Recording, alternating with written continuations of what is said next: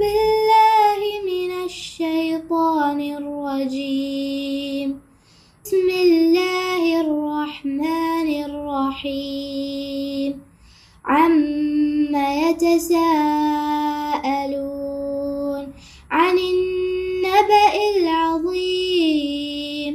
കേവലം 10 വയസ്സ് മാത്രമുള്ളപ്പോൾ തന്നെ സ്വന്തമായി 3 ജുസ് മനഃപ്പാഠമാക്കിയതാണ് മിസ.